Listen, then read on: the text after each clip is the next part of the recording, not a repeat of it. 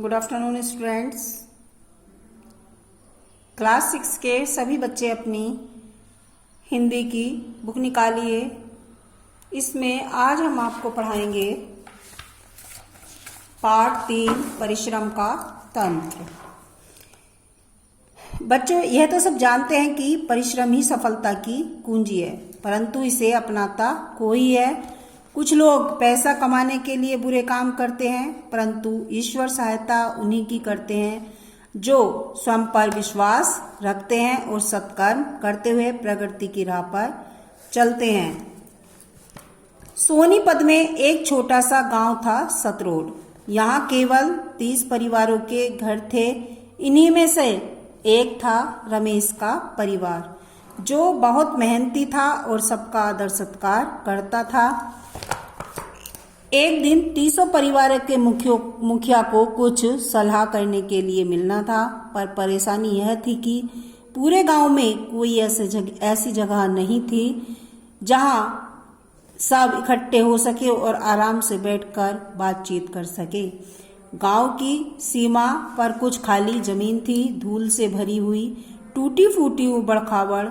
एक दिन रमेश वहां गया, कुछ देखा और सोचकर फिर कुछ जगह साफ की। फिर एक और आदमी वहां आ गया, उसने उसके लिए भी जगह साफ की। 2-4 लोग और वहां आ गए, सबके सब रमेश के साथ लग गए और देखते ही देखते वहां 30 आदमियों के बैठने की साफ सुथरी जगह बन गई। बातों ही बातों में रमेश ने कहा, क्यों ना हम यहाँ एक चबूतरा बना दें, बैठकर बातचीत करने में सुविधा हो जाएगी। परंतु सभी तुरंत मान गए। ईंट पत्थर इकट्ठे किए गए। रोज की मेहनत का यह नतीजा निकला कि 3-4 दिन में ही चबूतरा तैयार हो गया। धीरे धीरे एक कमरा भी बन गया। पानी और चटाइयों का भी इंतजाम हो गया। अब सभी गांव के लोग आमोद प्रमोद के लिए वहां आने लगे। परिश्रम भी एक जुनून है, आदत है। गांव वालों में ऐसा जुनून जागा कि वे सब अब जरूरत पड़ते ही सड़क बना देते, पुल बना देते, तालाब खोद देते। परिणाम स्वरूप गांव में चारों ओर खुशहाली छा गई। परंतु इस सब खुशहाली के बीच एक ऐसा व्यक्ति था जो गांव की प्रगति से बिल्कुल भी प्रसन्न नहीं था। गांव का मुखिया। वह बार बार गांव के कामों में बाधा डालता, गांव वालों को रमेश के खिलाफ भड़काता। वास्तव में अब गांव वालों ने सभी बुरे काम बंद कर दिए थे, जिससे मुखिया की जुर्माने की आमदनी बंद हो गई थी। अब गांव वालों पर मुखिया की बातों का कोई असर नहीं हुआ, तो वह राजा के पास गया और रमेश की शिकायत कर दी। रमेश और उसके साथी चोर हैं, नशा करते हैं, जुआ खेलते हैं और सबसे मारपीट करते हैं। अगर जल्दी ही इनका कुछ इंतजाम न किया गया तो भले आदमियों और बच्चों का रहना मुश्किल हो जाएगा। राजा ने कुछ सोचे समझे मुखिया की बातों पर विश्वास कर लिया और सिपाहियों को आदेश दिया कि रमेश और उसके साथियों को बांधकर दरबार में लाया जाए। राजा ने उन सबसे कुछ पूछा न सुना, बस सबको सजा सुना दी। राजा ने कहा, इन सबको हाथी के पैरों के आगे डाल दो, हाथी अपने पैरों से कुचलकर इन्हें मार डालेगा। महल के बाहर खुले मैदान में रमेश और उसके साथियों को लिटा दिया गया और सबके हाथ पैर बांध दिए गए। रमेश ने अपने साथियों को समझाया, चुपचाप लेटे रहना, हाथी को प्यार से देखना और राजा पर भी क्रोध न करना, कोई बुरे विचार मन में मत लाना। सबने रमेश के कहे अनुसार ही किया। राजा के महावत ने हाथी छोड़ दिया, परंतु अचंभे की बात तो यह थी कि हाथी उन लोगों के पास पहुंचकर चिंघाड़ता हुआ लौट गया। दूसरा हाथी मंगवाया गया, यह भी आगे न बढ़ा। तीसरा और चौथा और फिर कई हाथी बुलवाए गए। सुबह से शाम हो गई, पर हाथियों ने किसी को नहीं कुचला। राजा ने कहा, मालूम होता है इन सब के हाथ में कोई दवा है, जिसके कारण हाथी इनके पास नहीं जा रहे हैं। सिपाहियों ने बहुत ढूंढा पर कुछ न मिला। फिर राजा ने कहा, अवश्य ही ये सब कोई मंत्र तंत्र जानते हैं। राजा के पूछने पर रमेश ने सरलता से कहा, महाराज हम कोई तंत्र मंत्र नहीं जानते, हम सब साधारण लोग हैं जो परिश्रम करके अपना जीवन व्यतीत करते हैं।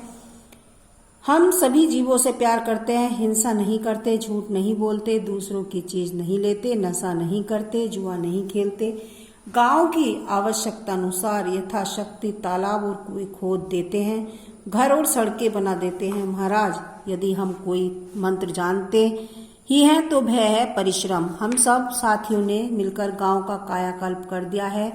मुखिया जी इसीलिए दुखी हैं क्योंकि बुरे कामों से इन्हें जुर्माने के रूप में आमदनी होती थी। जो आमदनी होती थी वह अब बंद हो गई है। गांव के विकास की बातें सुनकर राजा स्वयं गांव का निरीक्षण करने गया और पूरी असलियत सामने आ गई। दोषी मुखिया को राजा ने दंड दिया। अपने अनुचित व्यवहार के लिए राजा ने रमेश और उसके साथियों से क्षमा मांगी। राजा ने रमेश को गांव का प्रबंधक नियुक्त किया और एक हाथी भी सम्मान पूर्वक भेंट किया। तो देखा बच्चों, परिश्रम का फल कैसा होता है। आइए निम्नलिखित प्रश्नों के उत्तर। प्रस्तुत कहानी किस गांव की है। अभी आपको इस चैप्टर में पढ़ाया प्रस्तुत कहानी किस गांव की है। तो प्रस्तुत कहानी सोनीपत गांव की है। पूरे गांव में कैसी जगह नहीं थी। पूरे गांव में ऐसी जगह नहीं थी जहां पर सब बैठकर गांव के लोग सलाह कर सके। गांव के विकास से कौन प्रश्न नहीं था। गांव के विकास से गांव का मुखिया प्रश्न नहीं था। क्या हाथियों ने रमेश और उसके साथियों को अपने पैरों के नीचे कुचला। नहीं, हाथियों ने रमेश और उसके साथियों को अपने पैरों के नीचे नहीं कुचला। सही विकल्प पर सही का निशान लगाइए। गांव वालों को किस चीज का जुनून था। परिश्रम, गाना, कामचोरी। तो गांव वालों को परिश्रम का जुनून था। तो सभी बच्चे इस पर टिक लगाएंगे, परिश्रम पर। सेकंड है, राजा ने किसकी शिकायत पर रमेश और उसके साथियों को सजा सुनाई। मुखिया, मंत्री, पत्नी। तो इसका सही आंसर है मुखिया। तीसरा है, राजा ने रमेश और उसके साथियों को किसके सामने डालने के लिए कहा। शेर, कुत्ते, हाथी। तो इसका सही आंसर है हाथी। गांव वाले चबूतरे पर क्यों जाते थे। जुआ खेलने, नशा करने, मारपीट करने। तो गांव वाले चबूतरे पर ये तीनों ही गलत है। वो बातचीत करने जाते थे और आमोद प्रमोद करने। मुखिया गांव वालों को किसके खिलाफ भड़काता था। रमेश, राजा, सिपाही। तो इसका सही आंसर है रमेश के खिलाफ। अब आइए देखिए,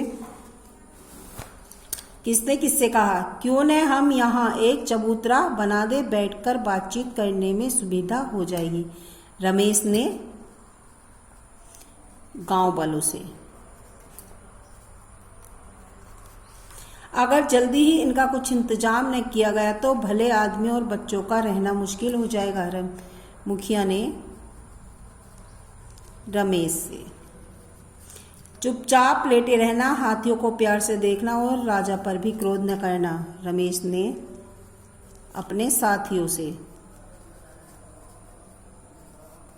अवश्य ही ये सब कोई तंत्र मंत्र जानते हैं। राजा ने रमेश से। मुखिया से।